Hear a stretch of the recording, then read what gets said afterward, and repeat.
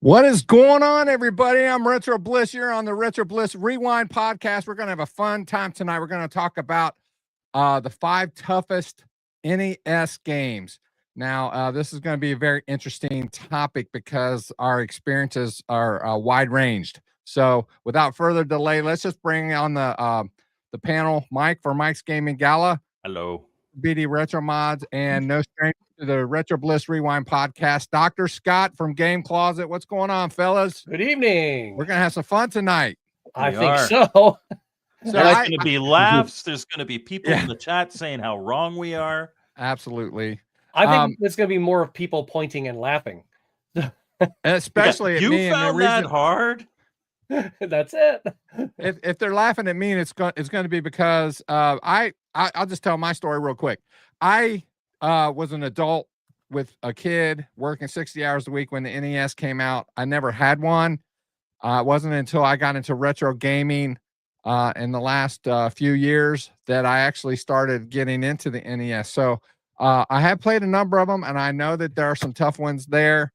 And my choices are not going to be Mike's choices for sure. I'm almost positive about that. But it's going to be based on my experience and my gameplay. Are they going to be the toughest of all time? Probably not. Probably not. And it's all opinion anyway. So I think we should, what do you think we should go ahead and get started with the choices and start with you, Mike? I mean, I've got a little preamble for mine anyway. Okay. So there's hard and there's NES hard. Mm-hmm. It's a system, and cue the erection joke from Mr. Postile in the chat. But it's kind of famous how difficult a lot of NES games are, and that is in part to make them longer. You can beat Super Mario Brothers in 5-10 minutes, even if you're not a pro. Well, okay, if you're 5 minutes is like pro level, but like I can beat the game in 10 minutes. But that required, like a lot of NES games, they require so much muscle memory. And so you get your value of play out of how much you have to play it to remember the levels, to get used to, it feels second nature. And then, they're not bad. Once you beat them, they're not bad. But yeah, so about 25 years ago, before Mike's not red. Am I usually red? No, she's referring to our upcoming project. This. Okay. Yes. There's a video coming on Dr. Scott's channel that I had a part in. Which you guys need to subscribe. If you've not checked out Game Closet on YouTube, check him out. There's going to be a very interesting video this coming Monday that you will not want to miss, especially if you're no stranger to the Retro Bliss Rewind podcast. And I will advertise the heck out of those videos when they come out. But yeah, so about 25 years ago, before I had kids, I actually set out, because NES was one of my favorite consoles growing up. And I set out to beat a lot of what are considered the most difficult games. And for my list, I didn't want to put any games that I've beaten. So it actually made it really difficult for me because I've beaten Battletoads, I've beaten Mike Tyson's Punch-Out, I've beaten Ninja Gaiden, I've beaten every Mega Man game on the NES. And not because I'm a great gamer, because I had the time, and you just play and play and play and play until you finally remember and you get far enough. And if I can interject something just really quick, yeah. Back in the day, we didn't have collections, right? You had a limited number of games, so you had more patience to stay with one game than you would, someone who has a collection of a few hundred titles, right? At least that's what I think. I think that most people who came up didn't have a great library, so the games that they picked, they played the heck out of. At least that's what happened to me when I was coming up. I think that's really accurate. Yeah, absolutely. So yeah, I'm just going to start with my number 5. My number 5 is Back to the Future 2 and 3. It may not be the most difficult game, but it is such a tedious game, and you really have to know what to do. there's a lot of backtracking. There's a lot of like when I was playing it as a kid, I just had no idea. You read the manual and you have no idea. And without a walkthrough, modern with the internet, um, it's it's damn near impossible, but it's also bad enough, as in like not fun. Lose your will to beat it. I've gotten probably what's considered about halfway through with an internet walkthrough, but I just couldn't. There was no way that I was going to play through that game because it is just an awful game. And maybe that means that that Andy's right and my gaming skill is only 4 out of 10. But If you Andy was a member of my channel, he would have an emoji that says 4 out of 10 with a thumbs down. you did finish the first Back to the Future though, didn't you? Yes, I finished the Yeah. first Back to the Yeah, Future. because I think I am one of the few that actually likes that game. If that's the video that you had on my channel as a Yes. game that's not good, but you really loved. It's one of those games that if you look at it from the perspective of like a second gen game, where it's like because it is very repetitive. But if you look at it from the perspective of an earlier style game, it's fun. You run and then there's a little mini game where you're blocking stuff like or doing like Tapper. It's a fun game. Cannabis Kid agree he couldn't beat it. And you know what? I don't blame you. I'm not entirely sure it's a skill thing. I think it's just more of a what the hell do I do thing. And it won't show up here because we're in StreamYard. But yes, Mr. Poststyle is a member of the channel and he has a 4 out of 10.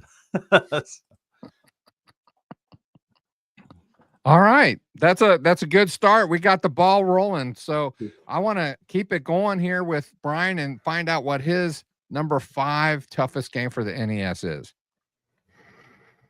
Again, I don't think I have them like in a specific order per se, but I mean, mine would be Ninja Gaiden, and I know Mike's beaten it, and I've talked about it before that I struggle in those last couple stages with the game. Like I get close, and I don't know what it is. I cannot seem to get past Act 6, and it just it's frustrating, but I mean, that damn bird. And it absolutely is. And even with the Nintendo Switch doing the Nintendo Online, being able to like rewind back, I still can't do it. So for me, that's just a personal difficult game where I don't know why I struggle with it so much, but I do. So that one section, like. And it sucks because Ninja Gaiden is such a great game, but that one section, man, that bird has killed me more times in my life than I choose to acknowledge. And once you get to a certain age, you like limp games, right? That's based on the comment there. I'm sorry, Phil. It's all right. It's okay. I'm used to being a punching bag, so. No, it wasn't. I wasn't talking about you. I was just, the PG thing. Oh. But it was in code, though. Yeah. Yes. Yeah. All right, Dr. Scott, number 5. If you got them in order, I'm not sure if you do or not. I kind of sort of do, I think. I want to go with the disclaimer that I am not a huge NES guy myself, because I went from the Atari to the ColecoVision to the Commodore VIC-20, the Commodore 64, and I had the 64 for a long time. And then it was eventually, high school and girls, sort of. And when the occasional sometimes girl, boys, we don't judge. Yeah. Whoever crossed my path. But the occasional girl who would go, "Oh, look, a nerd," and then would walk on by. But I actually skipped right over into the Genesis. But my best friend 2 doors down, he had an NES, and there were a lot of games that we would play. We went to the arcade a lot, played my Commodore a lot.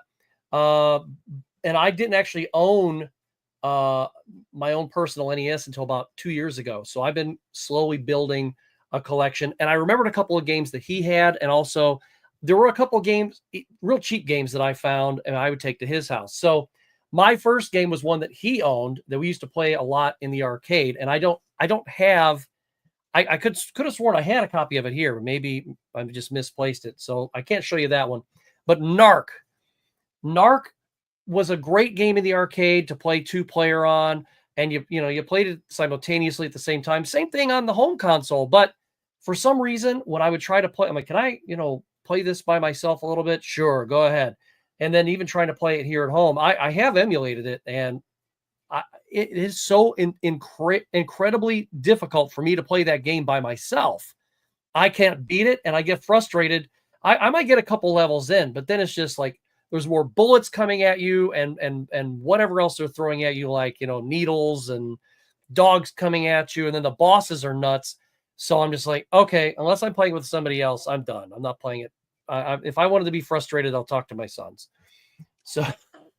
I haven't played a lot of Narc. I'm not overly familiar. I have played it, but I don't know if I've ever played it. You're better off playing. Yeah, the NES version. The NES version was rough. It was. Mhm. It was. I remember running it one weekend, and yeah, I think it's the port that makes it harder. Maybe it's clunky. I don't know. I can't do it. Mr. Postal just says that Wheel of Fortune is the hardest if you can't spell, or if you spell color wrong. Well, you know what? This is why Mr. Postal wasn't invited to be on the podcast tonight. Okay. So I'm just going to put that out there. All right. At least he doesn't say aluminium. So that's. Well, it's spelled different in the UK. So that's the reason why it's pronounced different. Well, I think I'm going to kind of deviate it a little bit from what my list was. I'm going to give them all, but I think I'm going to kind of switch them up. I don't know if I'm going to do them in order now, but I think my number 5 is close to is Metroid. And don't laugh at me, okay? Metroid to me made no sense in that you have all these rooms and places that you have to go and to be, and there's no map. In the later versions of Metroid, there was a map, but in the first Metroid, there was not. And so, trying to remember, and I'm not real patient anyway. And since I didn't really get into the NES until I got into retro gaming, then I'm like, I can play them all now. So when I play anything these days, I honestly don't sit down with one game for a really long time to try to. So that was one that frustrated me, and that I kind of thought, well, if I play Metroid again, I'm going to play some of the later versions of it, and I'm kind of going to abandon the first one because I just could not. I'd say if you're really that in need of a map, Super Metroid's probably where you want to start. Yeah, because I just personally, I'm the dad here. These are my boys. So I don't have that patience. My brothers and I, and this really came to its own when we played Jurassic Park on the Super Nintendo, but we used to get graph paper and we'd make our own maps. Yeah, and a lot of people did that. A lot of people still do that, right? And I think someone said that there was someone drew the maps. There might be a hack out there with a map now. I don't know, but Justin says that there are ROM hacks to add a Super Metroid style map HUD. I might have to look into that to revisit it because I can't do it without having some kind of guidance as to where I'm at. If you emulate, because you've got the dual monitors or even 3 monitors, I don't know how many you have, but you put the map up on one and you play on the other screen. Right. Yeah. Exactly. Yeah. Yeah. So anyway, that's and if I'm being honest, a lot of people are going to kill me. Why am I on this show? If I'm going to say this about the NES, but personally, I was more of a Master System guy. I thought it was a better console personally, but even now, I still think it is. I just don't think it had the backing in the games. But anyway, that's where I'm at with it. It's just that's a platformer, right? Like It's an exploration Yeah, platform. I've never really been good with platformer games in general. So Well, then that's, the NES definitely isn't for you. Right. well, there are a lot of platformers for the NES, and there are going to be a few Yeah. on my list. So I think all but one are. So, all right, Mike. It's what would be hilarious is because I kind of opened with you can beat Super Mario Brothers in 10 minutes. If your number one was Super Mario Brothers, I'd have to turn off my cam. I'd be laughing so hard. It's not be coming out his nose. Okay. All right, All Mike. right. You're My up. number two. My number two is another one of these games that you really kind of need a walkthrough for. And it was ported to the NES. It was originally a computer game, but The Immortal. You play a wizard going through, and yeah. there are just so many completely like you walk into a new room or level or whatever, and it is just like there's the cheapest deaths. And you have to figure it is definitely a memorization game. If you do not have The Immortal memorized, you are going to be so frustrated playing it. I've never beaten it. I've seen walkthroughs on how to do it, but also like it's unfair. It is an unfair game. It like you'll be walking through a room and just a pit will open under you and you'll fall to your death. And the only way to avoid that is to remember, oh, there's a pit there. I shouldn't walk there. It's not That's a side cheap. scroll. It is a really nice looking game. It's got kind of like that orthographic view, top down, that was really popular throughout like the early 90s. But yeah, it's just when I started playing it, so the project is permanently on hiatus now, but they were working on a port of The Immortal for the Intellivision, which would end up being like the biggest Intellivision game ever made because it's pretty involved. And so to do research, because I was going to do some game testing on that, but I was playing the NES version, and it's just like you have to know what to do and where everything is in order to beat it. And I honestly think, like, as a kid, without a walkthrough, if I had played that, man, I would have broken some controllers or at least put some holes in walls. So that's my number 4. All right. Brian. Yeah, so my next one is Batman on the NES.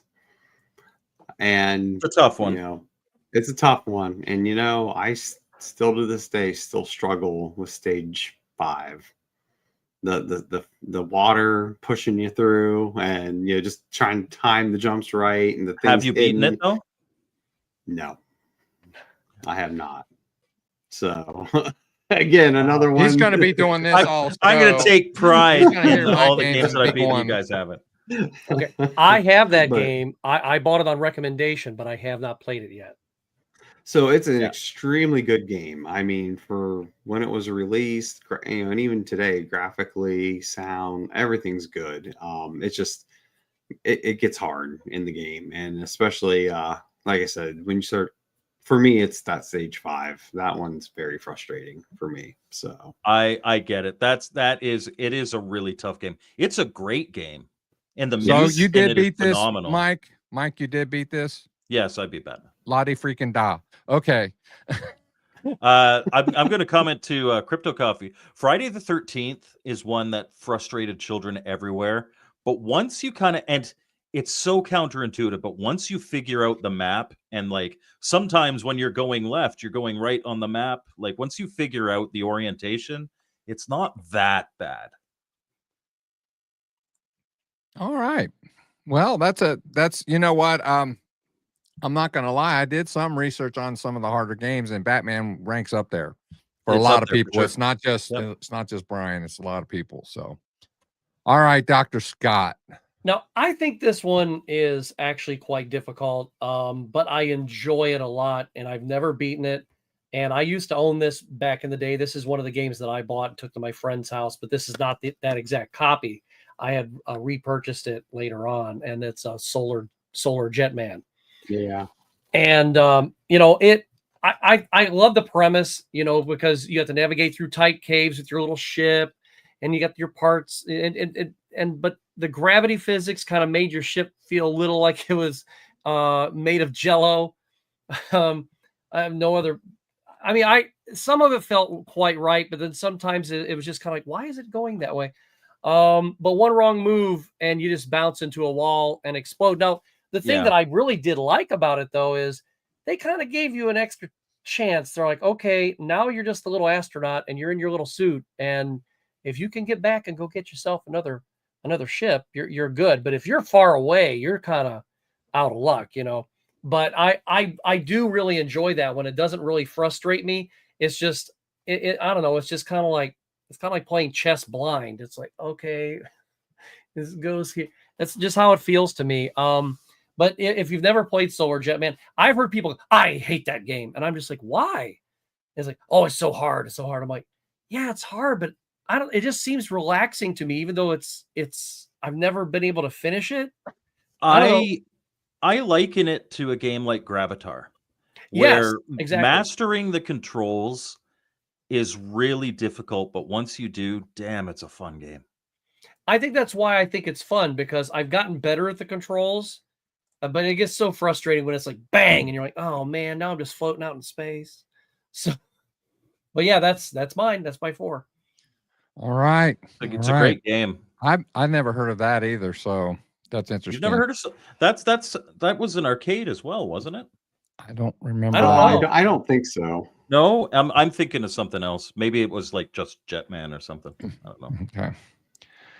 All right. Yeah, I think Rare did something back early in the arcades or something that was something with, yeah. Yeah, maybe. Yeah, that sounds familiar. I'll have to check into it. Okay. Well, this is where it's going to start getting comedic. Metroid wasn't comedic? It wasn't to me. I'm kidding. And I know that I'm sure that Mike and probably all of you guys have beat this game, but I haven't had the patience to sit down and do it. And it's the adventure of it is just tough. It's Zelda, The Legend of Zelda. I'll give you this. I'll give you this. I beat it, but only with the Nintendo Power. And I am like, if you came to play the first Legend of Zelda game, and you had not had anybody tell you what to do, you would never get anywhere. It is pretty obtuse. Yep. And because I've seen like in levels where I couldn't get by, and I was kind of researching. It's like, oh yeah, you gotta use your sword on these bushes over here in this corner to access this. I'm like, how in the world am I supposed to know that? Right. And so it's just that to me, it's not easy, but it's also very frustrating. So the game, the appeal to me of The Legend of Zelda is the gameplay is really good. Like the control is really good.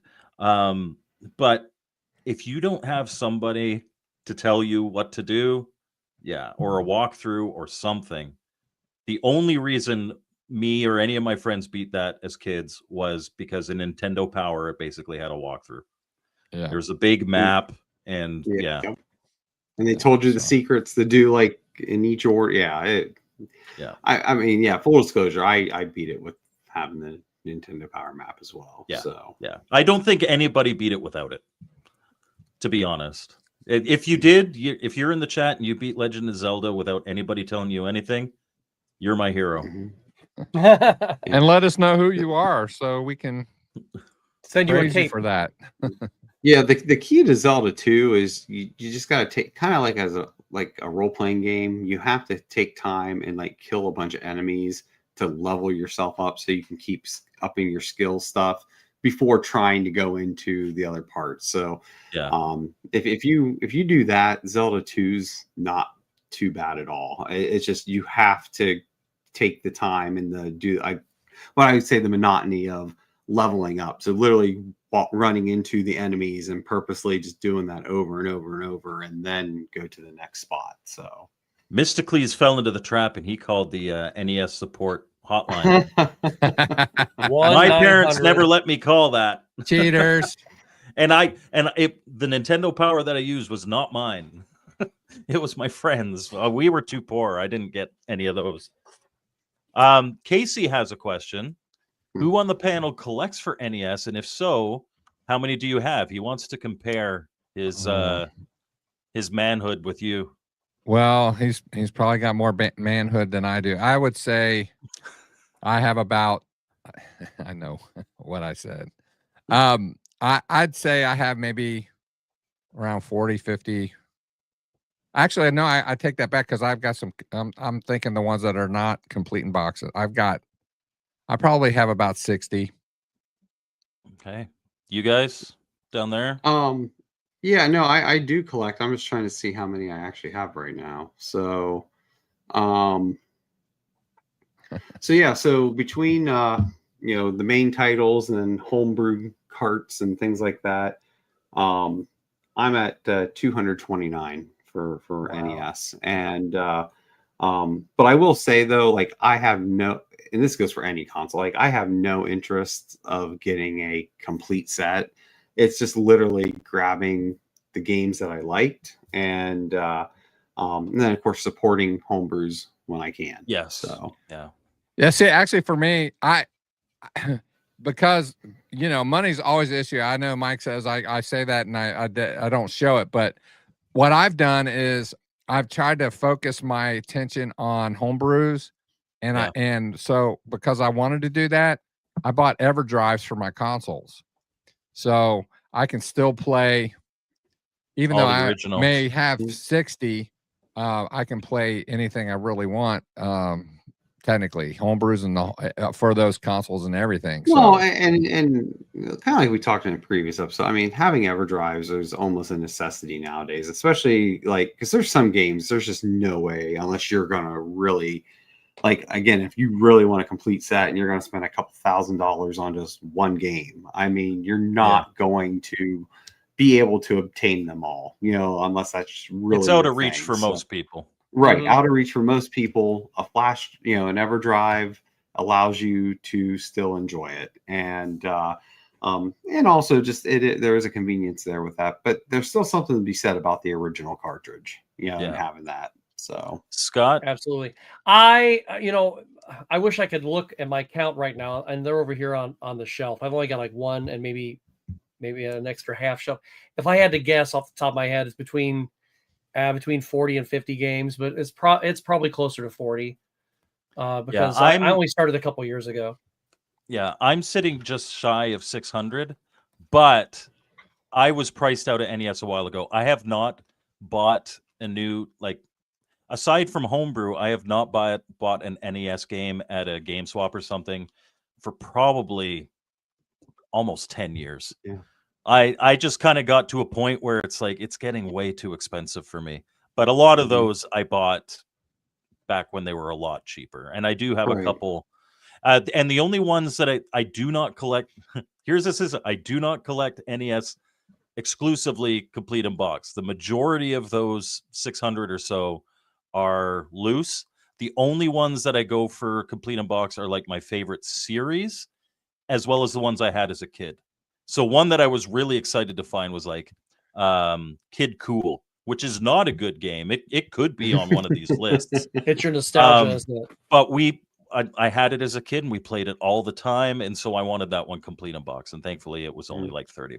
Well, that's like this one. This is my second copy of it, and I bought this one a couple years ago because they had it here in town, and then I said, well, if I can get rid of this for about what I paid for it ish, and it's complete and it's in beautiful condition. I have another one sitting over there on the shelf with the instructions I picked up for a few bucks. So all of mine are, loose.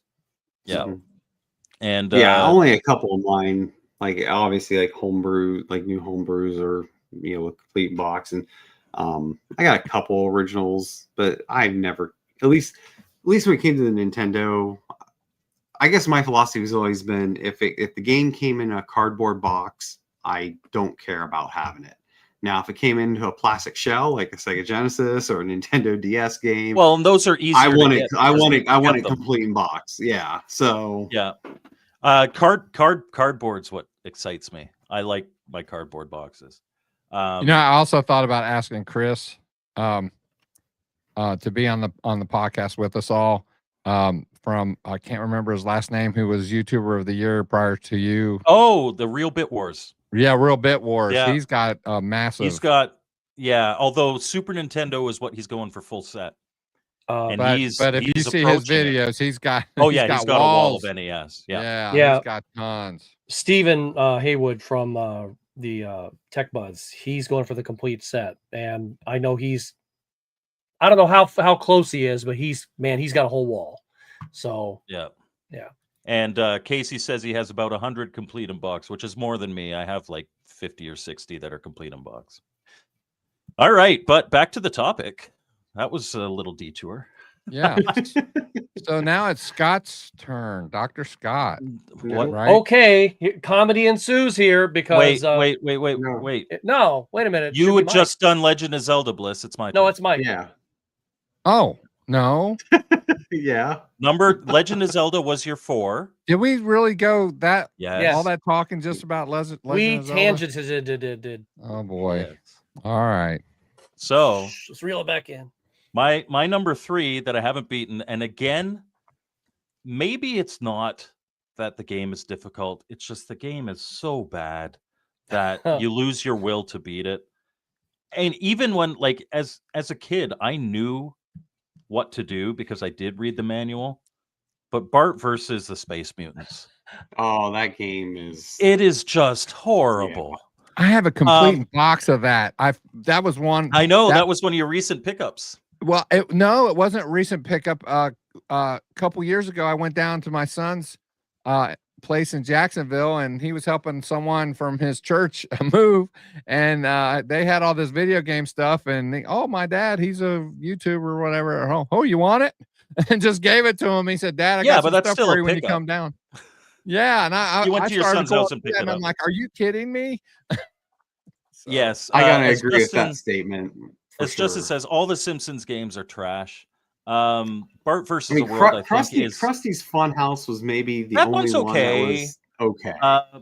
But between the two that I played back in the day, which is Bart versus the World and Bart versus the Space Mutants, Bart versus the Space Mutants is by far the more obtuse and just not as good. They have the same play style, they have the same look, but of the two, if you were to put a gun to my head and say you have to play one of them, I'm playing Bart versus the World.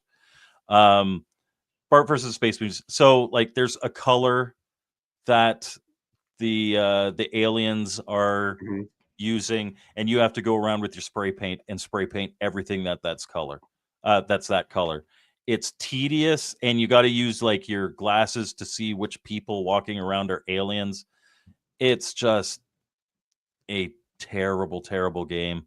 And somehow they thought it's so good, let's then port it to the Sega Genesis. Because what in the world possessed that? Because Simpsons.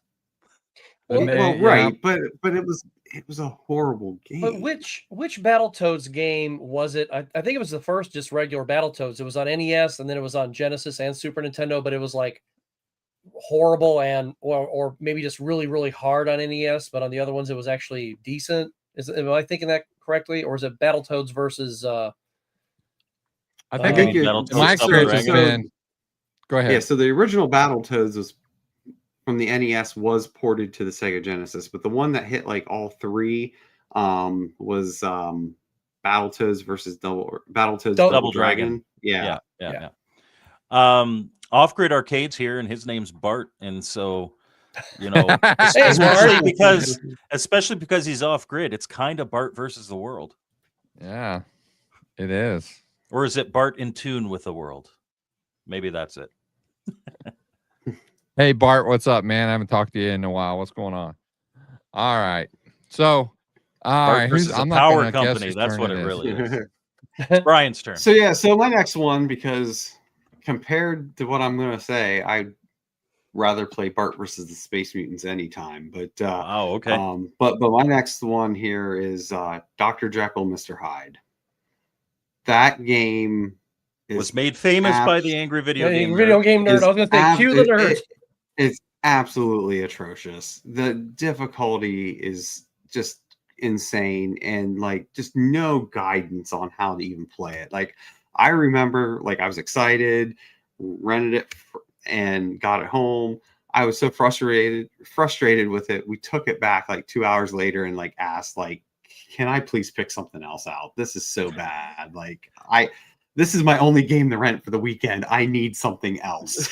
I need something playable, please. So obviously, because it was a local, rental place that, again, we rented from there all the time. So they, just kind of laughed and let me pick something else out. But that's how bad it was. That literally had to go 2 hours later. And you want to hear something that's going to make you feel very satisfied? There's none of this. I've never beaten Dr. Jekyll and Mr. Hyde. I've never even tried. It's one of those games. It's just like I understand. Like now, I understand how to beat it. I understand what you're supposed to do, but the game is just not worth playing. No, it's bad.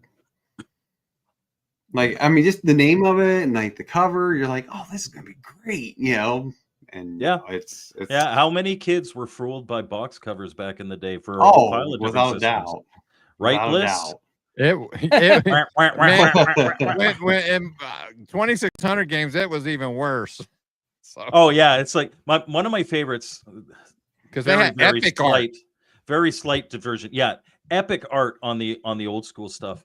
But Conan O'Brien used to do the Clueless Gamer, and he did one episode of it where he's playing Atari.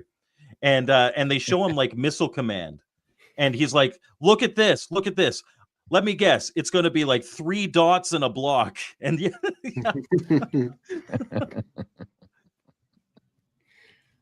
oh man, but we didn't have magazines. They didn't really show on TV. You had what magazines. was really going on with the game. So the rabbit ears. If you didn't have friends that you could ask or trade with or whatever, which I didn't have those as far as gaming was concerned. I had to just guess and be happy with it because I had to walk 2 miles to the store I bought it. So I'm not gonna walk 2 miles to return it, which you could do back in those days. Early on, you could return a video game. So even though you opened it, but no, as much as I love the Sega Master System, I fully agree with you. Like, I don't know what their marketing team thought, how like that was going to actually sell stuff. Like when you look at NES box art, and then you got literally just the white blue grid with just like looks like something like, I don't know, like their kid someone drew. did in a high school art class or something, so, or Scott will be able to back me up on this. I work in graphics. I work in motion graphics. He works in like print and web graphics and stuff. But whenever you hear a producer or an executive or anybody say that says, I have Photoshop, that's what the Master System branding comes. Where that's all right, Scott, number 3. Well, here's where you get to poke some fun big time. So I have actually learned, and I'm a little preamble to this, I have learned over time that I don't have to jump on everything in here, and I don't have to destroy and kill everything in this game. I can just run away from things. I am not good at this game, but I've gotten a lot better because I'm not very good at most platformers, and that game is no, it's not Duck Hunt. It's the Super Mario Brothers. Yeah. Oh no! I killed him. He took himself off the screen, man. Yeah, that most Mario games I can't play. I really can't. You knew I was coming, didn't you, Mike? I don't think I've ever seen Mike so emotional on this channel. I don't think I've ever seen him this emotional on his channel. I think he just peed. Dear Lord, his face is the same color as a cherry tomato. No, I've got that picture on my computer here. Oh, Please, okay. was that a joke or are you serious? No, I'm absolutely serious. But it gets worse. It gets worse. So this game, I did begin to figure out that, like I said, I don't have to kill everything. But this, if we were doing DS games, Get good. if we were doing DS games, my absolute bane is New Super Mario Brothers DS. And I've been playing that game ever since it came out for like 19 years. And I'm still on the very last volcano phase. And I still can't beat it. And I'll look at Lynn and I'll go, all right, give me some more lives. And she'll go all the way back to the beginning. And she'll cheat for me. And then she'll go, here you go. 19 years on that. But this, What? I know that I can run now. I was like, I don't have to kill anything. I can just jump over everything. I didn't know that. My Yeah. son beat New Super Mario Brothers when he was 6. Lynn's beat it like several times, and so have both of my boys when they were real little too. When I bought them DSs, I can't do it. I just can't do it. Yes, Oh, there are some platformers I'm not good at, or most. Owlboy is a really good one that I actually can do. But yeah. But oddly enough, I'm Super sorry, Mario Scott. 3, That was I funny. don't feel bad, Scott. No, I don't. I have not beaten it either. I'm gonna be honest, but I have not really tried either. right? But I'm not good at platformers. So But Super Mario 3, I'm actually a lot better at. I don't know why. CK is calling you out. You are making most Northeast Ohioans look bad. No, well, I am from Northeast Ohio, and you're right. I'm sorry. I'm sorry that I let the whole area down. Sorry. Oh, I can't. that's I all right. can't. There's the rest of the state to pick you up. Can I just say this is why you watch the Retro Bliss Rewind podcast. It is so awesome. It is the only podcast talking about the hardest NES games that's going to have Super Mario Brothers on there. That's right. And it wasn't even for me. But it's hard for me. Everybody for else. And apparently Scott was Glass Joe's first win.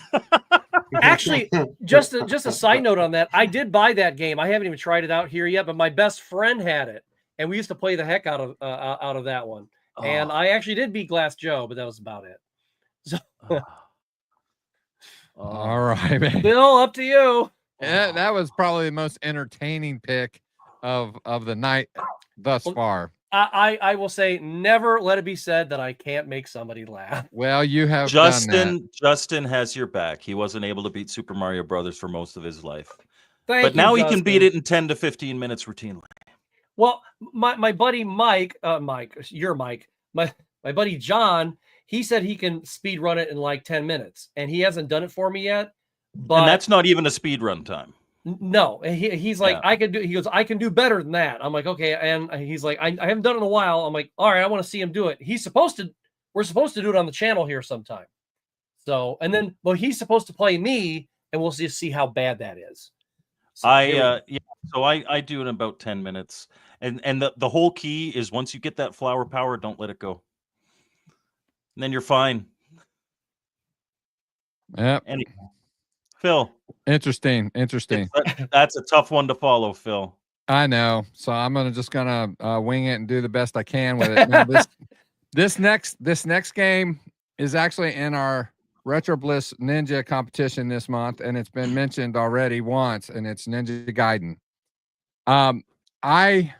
First of all, if you're playing a contest, make sure you're getting a picture really quick, because if you get to the end or whenever you die, your score is only up there for a very limited time, and then it just disappears. So anyway, but I think the first time I played it, it was the guys over at the show. They had it in their competition one month, and I thought I would give it a shot. And I liked it because it reminded me of Shinobi on the Master System.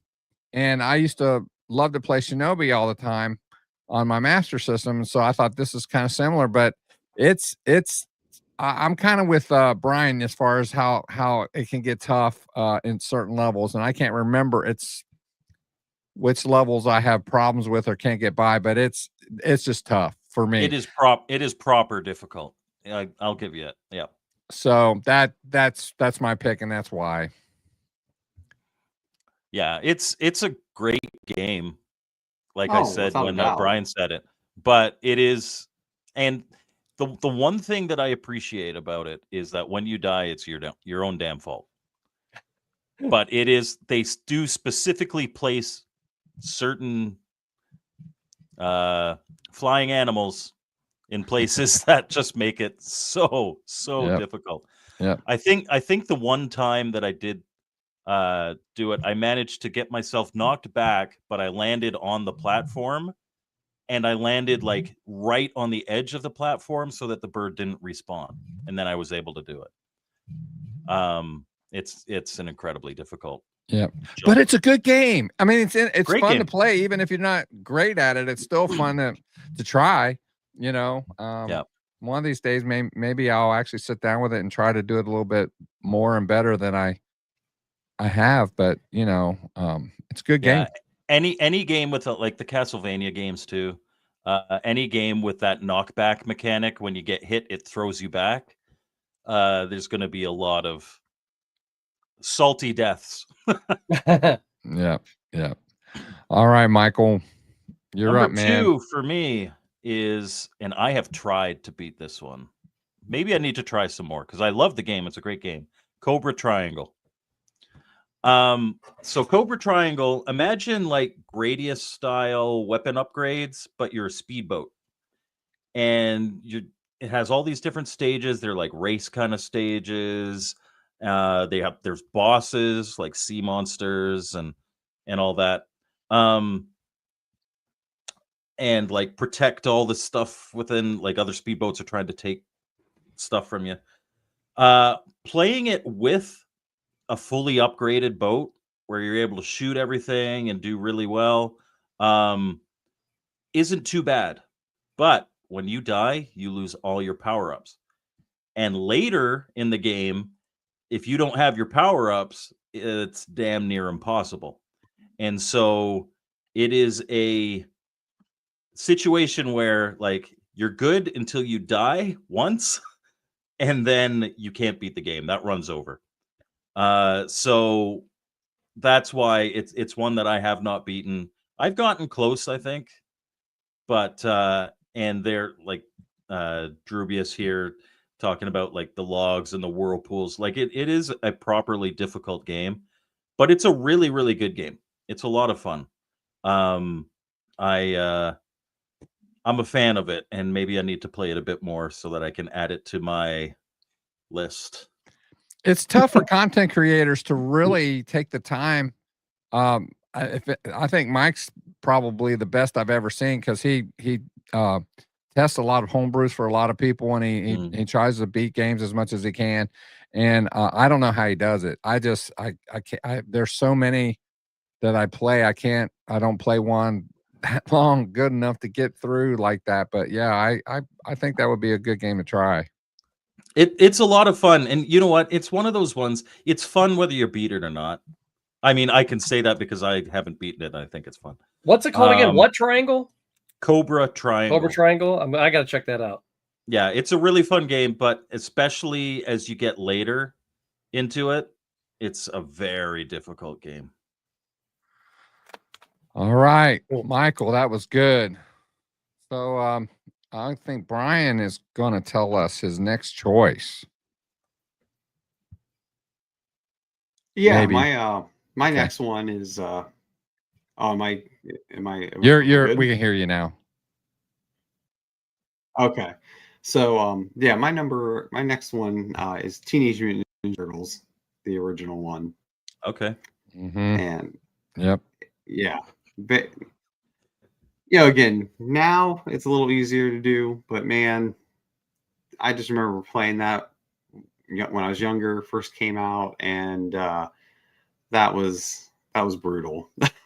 It's tough. I mean, It is tough. Yeah. The worst part is just the caves getting down to the final. What's it called? The big. It's got a name or whatever sphere, the lightning thing, just like the second last boss. Once you get through those caves, it's not too bad, but getting through those caves really tough. Yeah. Yeah, like I said, it's not as bad today, but like I said, first playing as a kid, was, we would always lose yeah, at least half our turtles in the dam level where you're swimming through all the electric seaweed. Oh yeah, yeah. we go Technodrome. Ninja Turtles is like a lot of these games are definitely on the list of like difficult NES games, and Ninja Turtles is on a lot of those lists. To be It's one honest of the with you, it more was on my doable list. ones, I think. I think It's it's not one on of the my more list, doable but it ones. was. I switched it up for the Zelda pick, but yeah, it's tough. Yeah. Without a walkthrough, I think without a doubt Zelda's a harder game. Yeah. Yeah. So, all right, Dr. Scott. This one was recommended to me last year at CGC by John Riggs, and I picked it up while I was there, and it is Rescue the Embassy Mission. It's kind of a grind because you're trying to save a bunch of hostages, but there's just one enemy ambush after another. But the thing is, if I actually had to refer to the manual because I kept like popping out and I would just get shot immediately, and I didn't know I could hide in the shadows and stuff like that. I didn't really know the controls very well, but you also have limited ammo, and it's just there's always this pressure for you to get to get to the hostages and stuff. And you can ease one of the cheap kills, or deaths is like when you're scaling down a wall and you can actually just fall off the wall. It's I don't know, it's a fun game, but it's a little on the messy side for me. He was like, oh yeah, it's really really fun, and I'm like, okay. I was having more fun later, but this is not something that I put in to relax at all. So I think it's just maybe it's just a little Scott hard. I'm just maybe there's a good reason why I stayed away from NES when I was a kid. I don't know. Interesting. I've never heard of that game either. But anyway, I have that game. I haven't. It's another one that I haven't played much. there's so many. I don't know how any one person could ever play every game. Right? It boggles my mind. There are people out there who do it, but I don't know how or why. Well, Dr. Scott kind of stole my thunder with the duck hunt joke. So I'm not gonna Sorry. Yeah. This is my number 2 is Battletoads. Mm-hmm. I struggle with Battletoads. You and many other people. Who doesn't? So here's the big thing about Battletoads, and the original Contra was like this too. There is something about the second level in these games that if you're talking about where they're going down the yeah. So yeah. And in Contra, it's when you're going up the waterfall. I have 5 younger brothers, and so we used to play these games 2-player all the time. And single player, I have beaten Contra, I've beaten Battletoads. Battletoads, I believe it's actually impossible to beat 2-player unless one of you dies. There's a part near the end where like you actually cannot get through with 2 players. Interesting. But the desire to beat the game is always dwarfed by the desire to kill your sibling. And so in the second level, when you're going down that pit, you could turn yourself into this little like dumbbell or whatever and smash the crap out of everything. And when you do so, you can if you're playing 2-player, you can kill your partner. And so we would always do that. It would only one person would ever make it to level 3 in Battletoads if you were playing 2-player, because the joke is far better, and there'd be one kid yelling and 5 kids laughing, so you'd always get a good reaction from it. But yeah, it's an incredibly difficult game. Yep, but it's fun to try. It's one of those games that's fun to try, but I do struggle going down the pit. Cave. The level itself isn't that bad in single player. Well, the level after it with the racing levels, yeah, where they're tough. Yeah.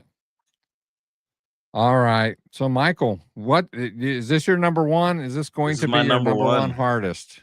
Okay. This is my number 1. It's so this might surprise some people, but if you know the game, no. If you know the game, you know why. It's Gauntlet on the NES.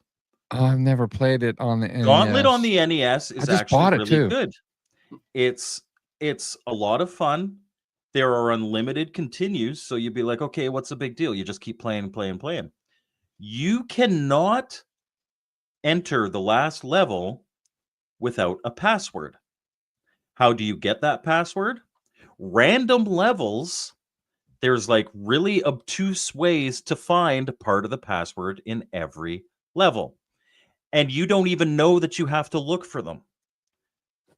So unless like I've beaten, I actually no, I haven't beaten it. I could beat it now. Unlimited continues and the internet. But as a kid, I didn't even know we were supposed to be looking for passwords in every level.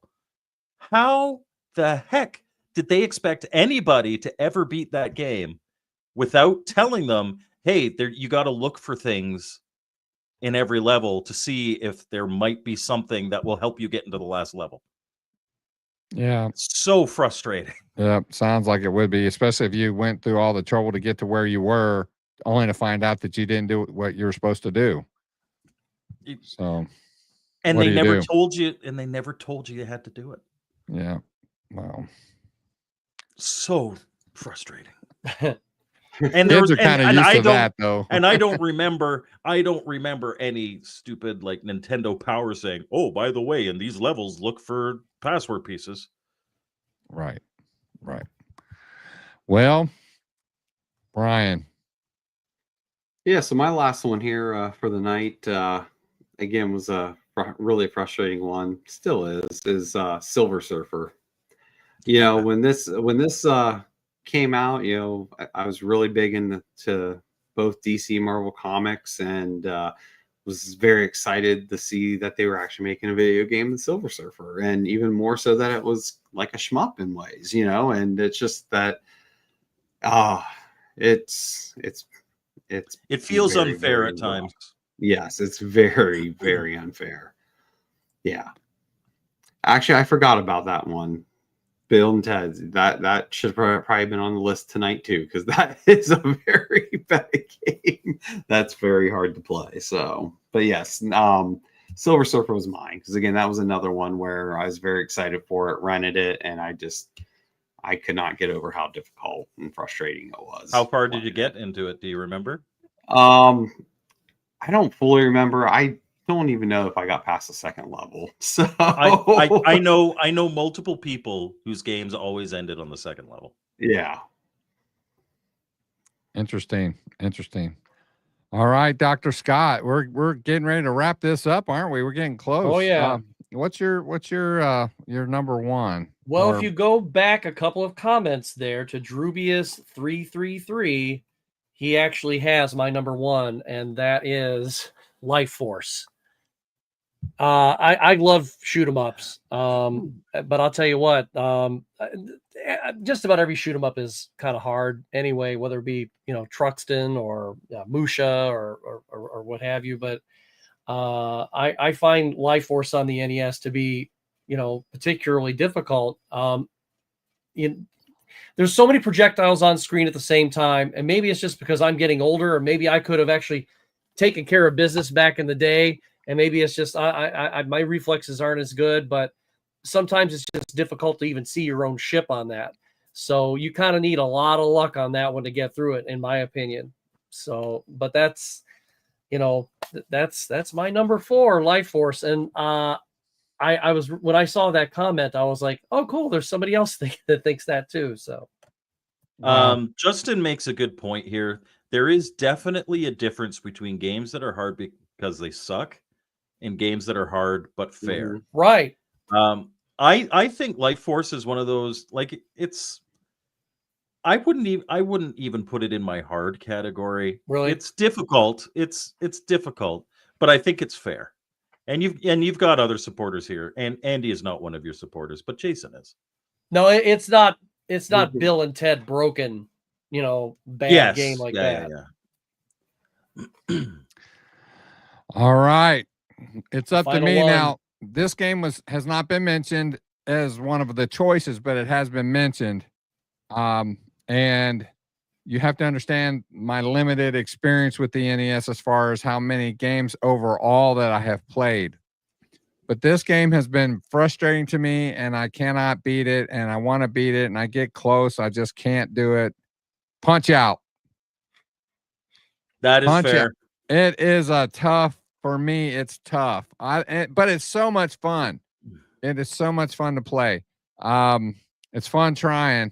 It's definitely a better game than like Rocky for the Master System or whatever. That game was kind of cheesy, but it is a tough game, but yet it's fun. And it's interesting how the NES, you know, it's basically a port of the arcade game, and in the arcade, you're transparent. You know, you have like a green outline or whatever, and you're about the same size as your opponent. So what NES did was they couldn't replicate that. So what they did was they made you very small so that you could still see your opponent, but yet when you would, like, if you did an uppercut or you did a certain punch, you're punching up. I mean, you're like jumping up 4 feet to get to them. But yeah, it's fun. I enjoy that game a lot. I just can't beat it, and it's so much fun. So two comments here. Justin is absolutely right. Punch Out isn't so much a boxing game as it is a rhythm game. You look for the little tick in your opponent, and that's when dodge hit, left, right, hit. Yep. And Andy Author says that you have to use original hardware to beat Punch Out because modern consoles or emulation introduce too much input lag. I don't know if that's true or not. I haven't beaten it on emulation. I beat it on original hardware, but certainly a incredibly difficult game. I know one guy. I think he's actually has a YouTube channel, the Handlebar Gamer. He has one of the speedrun times for it. He's that good at Punch Out, but he plays it like ad nauseum. Well, speaking of Andy Author, the reason why that we did this show, I believe, was because we had asked for some suggestions for podcasts, and this is one that he had suggested. I think it was a really good topic for tonight. If you guys like the Retro Bliss Rewind podcast, we are very, very open to ideas. If you have an idea for the podcast, you can either shoot them to me on Discord, which the link for that is in the description of my video, or to retroblissgaming@gmail.com. We will consider it. At this point, we've been doing this podcast nearly 2 years now, and you know, and we always have new ideas, but it's harder and it gets harder and harder to get them. So, you know, you guys help us out a lot. So I can respond to a television gamer. I can almost guarantee you after PRGE we'll be talking about something in television. Oh yeah, I don't know what's going on, but I know that there's something special going to happen.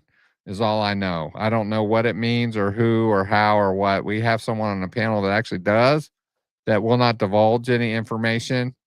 So you know who your friends are, and you know who they're not. So anyway.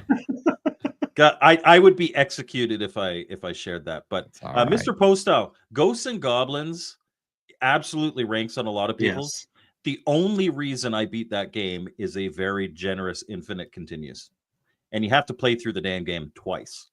It is not a fun experience. Isn't it the boss there that makes it the worst? Getting by the bosses? No, it's just the game in general. I've never been a fan of the game, but I had to beat it on the NES because that's what I was doing 20 years ago. I played it on the Commodore 64, and it was notoriously difficult on there. I couldn't even get past the first. I was just like, okay, we're done. Let's play something else. Right over Moscow, please. It'd be really funny because he says we will be talking with the sunglasses. When we're talking about in television stuff, we should not invite Casey. That's cruel. You have to invite. That would be Casey. cruel. You have to. Have to invite Casey. There's no ifs, ands, or buts about that. You have to invite him. Which, by the way, PRGE is that this coming weekend? No, No, PRGE it's is October same as Pittsburgh. 17th. Middle Oh, of okay. October. All right. Yeah. So a week from this, Friday, there's going to be the Pittsburgh Retro Gaming Convention. Yeah, week from this Friday. Dr. Scott and myself, and I believe Brian is also going to be there. Yep. I wish Mike could make it, but he can't make it. He can't get to everything. You know, it costs money to go to these things, and it's not cheap. And he's in Canada, so you know, jumping on a plane and just to show up, he's not making that kind of money on YouTube. I can guarantee you that. So No.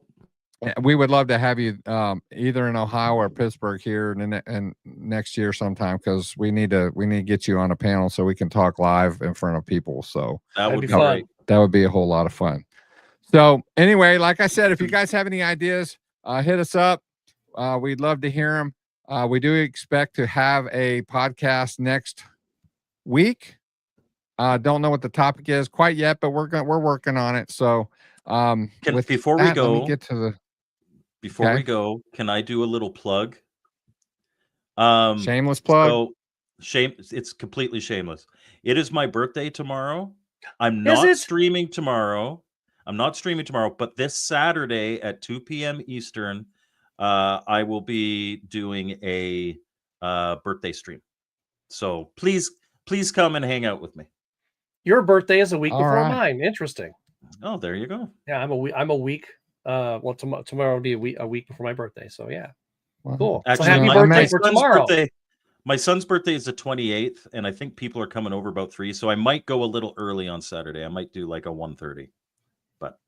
So happy birthday to Mike, everybody! Happy birthday! Yay. Well, the Apple Festival is here in Lebanon. Well, that's okay. Ohio, No, that's and that's I okay. will probably not be able to join that. But happy birthday, Mike, Yes. and many more to you. We appreciate you, and I appreciate all of you guys being on the show. So, with that, we're going to sign off, and we'll see you next time on Retro Bliss Rewind.